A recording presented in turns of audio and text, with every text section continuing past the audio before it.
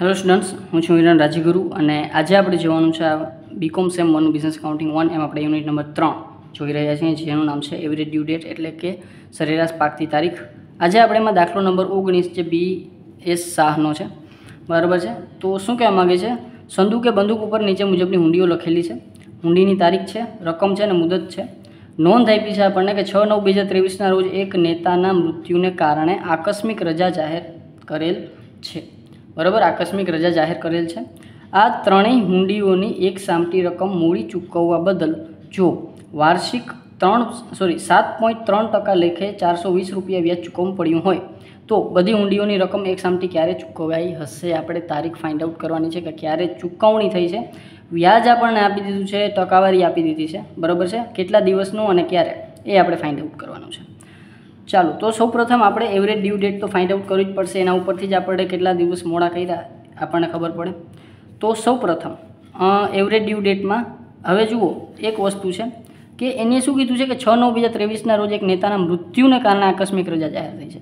હવે આકસ્મિક રજા જાહેર થાય ને, હંમેશા એક વસ્તુ ધ્યાનમાં રાખવાની. આપણે ઇન્ટ્રોડક્શનના વિડીયોમાં મેં એક નોટ આપેલી હતી, બરાબર છે, આપણે કે આકસ્મિક રજા જાહેર થાય ને, જો જાહેર રજા હોય ને તો જો જાહેર રજા એટલે કે રવિવારની રજા, ફિક્સ રજા, બરાબર, તમને આગલે દિવસે ખબર હોય કે ભાઈ આજે રજા છે, બરાબર. પણ આકસ્મિક રજા જાહેર થાય ને ત્યારે આપણે જે દિવસે આપણી હુંડી પાકતી હોય એનો આગળનો દિવસ લેવાનો, બરાબર. એટલે કે દાખલા તરીકે 3 તારીખે હુંડી પાકે છે તો 4 તારીખ લેવાની, બરાબર. આપણે નકર ઊંધું કરતા હોય. જ્યારે જાહેર રજા એટલે કે રવિવારની રજા, ફિક્સ રજા હોય તો આપણે શું કરીએ? 3 તારીખના બદલે 2 તારીખે આપણી પાકતી તારીખ લઈ, આપણો રૂલ છે, બરાબર. પણ જ્યારે આકસ્મિક રજા જાહેર થાય ત્યારે આપણે એક દિવસ આગળ આવેલા જાય અને એને પાકતી તારીખ કહી, બરાબર છે. ચાલો, તો સૌ પ્રથમ આપણે પાક્યા તારીખ ફાઇન્ડ આઉટ કરવાની છે. તો અહીંયા લખશું પાકતી તારીખ, બરાબર છે. ચાલો, તો એમાં સૌ પ્રથમ 3/6/2023 છે, 3 માસ છે. તો માસને પહેલાં ગણતરી કરી લઈએ તો 6 ને 3 9 એટલે કે 9મો માસ 23ની સાલ, બરાબર છે. અને 3 તારીખે એટલે કે 3 માસ આપણે છે એટલે કે તારીખમાં આપણે એક તો હુંડી છે એટલે 3 દિવસ વધારે છૂટના આપવાના છે એટલે કે 6 તારીખ. અને 6 તારીખ પછી આપણે 6 તારીખે જો 6/9 જ થાય છે, બરાબર. 3 તારીખ અને 3 દિવસ કમ્પન્સેશનના એટલે 6, બરાબર. 6/9/2023 થાય છે. તો 6/9/2023 તો નેતા ગુજરી ગયા અને આકસ્મિક રજા જાહેર થઈ. આકસ્મિક રજા જાહેર થઈ એટલે 6ના 1 તારીખ આગળ આપણે આવેલા જાય તો આપણે મળશે 7 તારીખ. શું કામ? કે આકસ્મિક રજા છે એટલે એક ડેટ આગળ. બીજા નંબરમાં 10/6/2023 અને એમાં 2 માસ એટલે કે 6થો મહિનામાં 2 માસ નાખીએ એટલે 8મો માસ. પછી 23ની તો યર છે જ અને 10 તારીખ અને હુંડી છે એટલે આપણે 3 દિવસ છૂટના એટલે કે 13 તારીખ, 13/8. આમાં કાંઈ નહીં થાય કારણ કે એમાં કાંઈ જાહેર રજા બહાર રજા છે નહીં. પછી છે 3/7/2023 2 માસની હુંડી છે. તો માસમાં પહેલાં ગણતરી કરી લઈએ તો 7 ને 2 9 માસ, બરાબર છે. અને 2023 અને તારીખની વાત કરીએ તો 3 અને 3 દિવસ કમ્પન્સેશન એટલે કે છૂટના દિવસ એટલે કે 6 એટલે કે 6/9 આપણું પાછું અહીંયા 6/9 થાય છે, બરાબર. 6/9 દિવસે તો આકસ્મિક રજા છે એટલે વળી પાછું આપણે આકસ્મિક રજા છે એટલે એક દિવસ આગળ આવી જશું એટલે કે 6/9 બને છે. ત્યાં આપણે બનાવી દઈશું 7/9, બરાબર. 7/9/2023 આ થઈ ગઈ આપણી પાકતી તારીખ. પછી છે આપણે દિવસોની સંખ્યા. તો હું માત્ર દિવસો લખી નાખું છું, બરાબર છે, અથવા તો 0 તારીખથી પાકતી તારીખ સુધીના દિવસો. પછી અહીંયા સૌથી નાની આપણી પાસે છે 13/8 ડેટ છે. 13/8 સૌથી નાની છે તો અહીંયા આપણે એને 0 લઈ લેશું. અને 13/8થી 7/9 સુધીના દિવસોનું જો કાઉન્ટિંગ કરું, બરાબર છે, તો 13/8 8મો મહિનો એટલે આપણો છે એ ઓગસ્ટ, બરાબર. તો ઓગસ્ટમાં 31 દિવસો હોય, બરાબર છે. અને એમાંથી આપણા 13 દિવસ આપણે માઇનસ કરી નાખીએ તો બાકીના વધ્યા 18 દિવસ, બરાબર. તો 18 દિવસ વધશે કેના? તો કે આપણા જે છે એ ઓગસ્ટના. અને આ સિવાય આપણા 7 તારીખ 9મો મહિનો સપ્ટેમ્બર એને પછીનો ડાયરેક્ટ છે, બરાબર. એટલે એના 7 દિવસ આપણે લખી લઈએ. તો 18 ને 7 આપણી પાસે છે એ 18 + 7 એટલે આપણી પાસે 25 દિવસ થાય. તો અહીંયા પણ 25 દિવસ અને આમાં પણ કાંઈ ફેર નથી. 7/9/2023 ઉપર છે એવી જ રીતે નીચે છે. તો આના પહેલાં ઓગસ્ટના 18 દિવસ અને સપ્ટેમ્બરના 7 દિવસ એટલે ટોટલ થઈ જશે 25 દિવસ. હવે આપણે રકમની વાત કરી લઈએ તો રકમ કેટલી છે આપણી પાસે? તો રકમ છે આપણી પાસે 1414 10,000 સોરી, તો 1000, 14,000 સોરી 1400 નથી અને 10,000. ચાલો તો હવે આપણે અહીંયા પેદાશ ફાઇન્ડ આઉટ કરી લેશું. ચાલો તો અહીં લખશું પેદાશ પ્રોડક્ટ, અથવા તો તમે એને જે છે એ શું ગુણાકાર પણ કહી શકશો.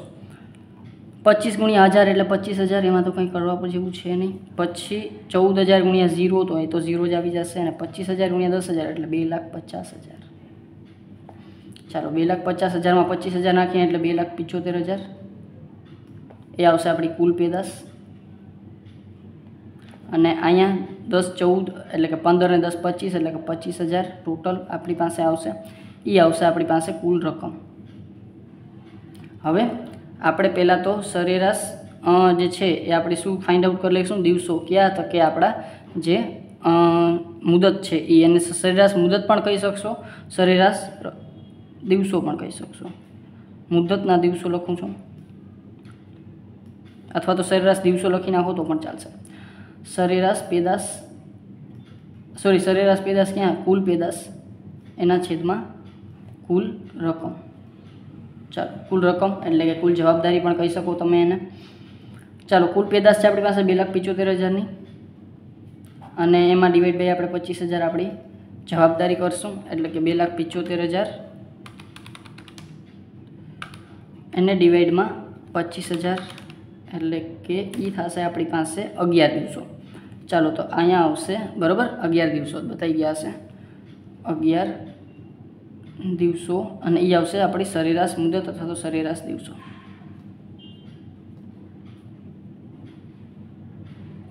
અને સરેરાશ દિવસો ઉપરથી આપણે શેની ફાઇન્ડ આઉટ કરશું, તો કે એવરેજ ડ્યુ ડેટ એટલે કે સરેરાશ જે છે એ પાકતી તારીખ બરાબર આપણી પાસે 0 તારીખ પ્લસ જે છે એ સરેરાશ મુદત અથવા તો સરેરાશ જે છે એ દિવસો બરાબર. મુદત લખી નાખવાનું. 0 તારીખ છે આપણી પાસે કઈ ધારી હતી આપણે 13/8/2023, તો અહીંયા આપણે લખી નાખશું 13/8/2023, અને એમાં આપણે સરેરાશ મુદત 11 દિવસો એડ કરશું. તો 13માં 11, કારણ કે મહિનો તો તમને ખબર 11 દિવસમાં પૂરો થાય નહીં, હજી તો 13 તારીખ છે, એટલે 13 + 11 એટલે કે એ થશે આપણો 24. તો 24/8 એટલે કે 24 ઓગસ્ટ 8/2023. આ શું આવ્યું આપણી પાસે, સરેરાશ પાકતી તારીખ. ચાલો હવે એને શું કીધું છે, તો કે હવે એને એમ કીધું છે કે આપણને છે એ વ્યાજ દેવું પડ્યું છે 420 રૂપિયા. વ્યાજ કેટલું દેવું પડ્યું છે, 420 રૂપિયાનું. વ્યાજની ટકાવારી છે 7.3%. બરાબર. તો આપણે ક્યારે ચૂકવ્યું હશે, બરાબર. તો અહીંયા આપણને ખબર છે વ્યાજની ટકાવારી, વ્યાજ બરાબર કેટલું, તો કે આપણી પાસે મુદ્દલ કેટલી છે, મુદ્દલ છે આપણી પાસે 25,000 બરાબર છે. તો અહીંયા આવશે 25,000 એને ગુણ્યા કેટલા ટકા, તો કે 7.3% છે, તો 7.3%. અને કેટલા દિવસનું છે વ્યાજ, તો કે સર એ ખબર નથી, કેટલા દિવસનું વ્યાજ એને ચૂકવ્યું છે ને એ ખબર નથી, વ્યાજ કેટલું છે ને એ ખબર છે. તો અહીંયા આપણે શું છે એ ખબર નથી, તો વ્યાજને આપણે x કહી દઈએ, સોરી દિવસોને આપણે x કહી દઈએ બરાબર. તો x, અને અહીંયા આપણે 365 વર્ષના દિવસો છે એ દીશું 23માં. ચાલો તો વ્યાજ એને ચૂકવ્યું છે કેટલું છે, તો કે વ્યાજ ચૂકવ્યું છે 420 રૂપિયા. તો વ્યાજની જગ્યાએ હું 420 રૂપિયા લખી નાખું. 25,000ના 7.3%, તો 25,000 એને ગુણ્યા 7.3%, તો એ આવશે 1,825 બરાબર. તો 1,825 એને ગુણ્યા x એના છેદમાં 365.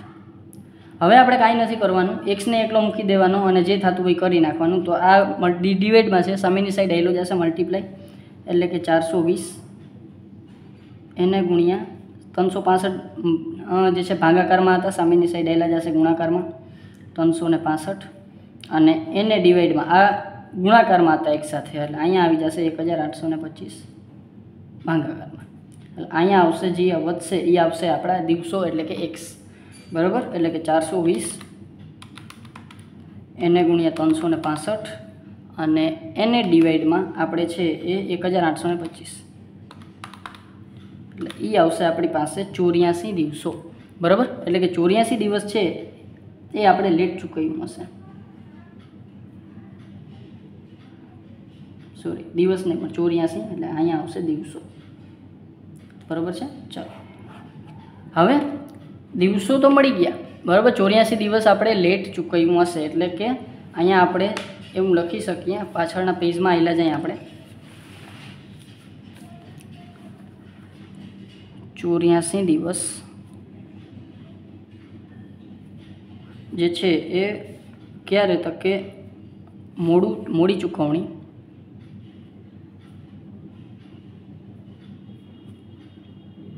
થઈ હશે, બરાબર છે. ચાલો, અને તારીખની વાત કરીએ તો એવરેજ ડ્યુ ડેટ ક્યારે છે આપણી, તો કે એવરેજ ડ્યુ ડેટ છે આપણી 24/8ના રોજ, બરાબર. તો 24/8ના રોજ આપણે છે એ શું હતું તો કે એવરેજ ડ્યુ ડેટ હતી, અને ડ્યુ ડેટથી પણ વધારે ક્યારે ચૂકવણી કરે છે તો કે ચૂકવણી કરે છે એમાં આપણે શું કરવું પડશે તો કે જે છે એ મોડી ચૂકવણીના દિવસો આપણે એડ કરવા પડશે, બરાબર. તો 24/8/2023 અને 84 દિવસ આપણા લેટ હતા, તો આમાં આપણે 84 દિવસ એડ કરવા પડશે, બરાબર છે. ચાલો, તો મેં આપણું કોમન રફ પેજ લઈ લીધું છે. ચાલો, તો આપણી પાસે હતા 24/8ના રોજ અને 84 દિવસ એડ કરવા છે. તો 24/8, તો 24/8 8મો મહિનો એટલે આપણો ઓગસ્ટ મહિનો. ઓગસ્ટ મહિનામાં કેટલા દિવસો હોય તો કે 31, તો કે 31માંથી આપણે 24 માઇનસ કરીએ તો બાકીના દિવસો વધશે 7, એટલે કે ઓગસ્ટના 7 દિવસો. હજી 84 દિવસ સુધી જવાનું છે, એટલે સપ્ટેમ્બરમાં 30 દિવસો, બરાબર, પૂરેપૂરા, બરાબર છે. પછી ઓક્ટોબર એ લગભગ આખો જ આવેલો જશે, ઓક્ટોબરના 31 દિવસો, બરાબર છે. અને હવે 30 ને 30 60 ને જે છે એ 68 દિવસ થઈ ગયા છે, એટલે આપણે 84માંથી માઇનસ કરી નાખીએ 68, તો ખબર પડે કે હજી કેટલા દિવસો બાકી છે, 16 દિવસો જ બાકી છે. તો હવે આપણે જે મહિનો આવશે એ આપણા 16 દિવસ લઈ લેશે, ઓક્ટોબર, અને આ આવશે નવેમ્બર. તો નવેમ્બર 16 એ શું આવ્યો આપણી પાસે ચૂકવણીનો દિવસ, એને 16 નવેમ્બરે ચૂકવણી કરી હશે ને ત્યારે એને આટલું વ્યાજ છે એ ચૂકવવું પડ્યું હશે. અહીંયા આપણે આન્સર લખશું 16 નવેમ્બર એટલે આપણો 11મો માસ. 16/11/2023 ના રોજ ચૂકવણી કરવામાં આવી હશે, બરાબર. 16/11/2023ના રોજ શું હશે, ચૂકવણી કરવામાં આવી હશે. મોડી ચૂકવણી 84 દિવસ થઈ, અને આપણે એવરેજ ડ્યુ ડેટથી જેટલા દિવસો વધારાના છે એમાં આપણે એડ કરી નાખ્યા, એટલે આપણને ચૂકવણીનો દિવસ મળી ગયો, બરાબર છે. તો આ હતો આપણો દાખલા નંબર કેટલામો, 19મો, અને BS શાહ પ્રકાશનનો છે, બરાબર. છતાં કાંઈ પણ ડાઉટ રહી જાય તો મને કમેન્ટ બોક્સમાં જરૂરથી પૂછી લેજો, અને જો વિડીયો ગમ્યો હોય તો લાઇક, શેર અને સબસ્ક્રાઈબ જરૂરથી કરી નાખજો. અને હા, આ આખા ચેપ્ટરની પ્લેલિસ્ટ તમને ડિસ્ક્રિપ્શનમાં મળી જશે, બરાબર છે. અને ઇન્ટ્રોડક્શનનો વિડીયો અને આવા ક્વેશ્ચન્સની છે એ પ્રેક્ટિસ જરૂરથી કરજો. Thank you.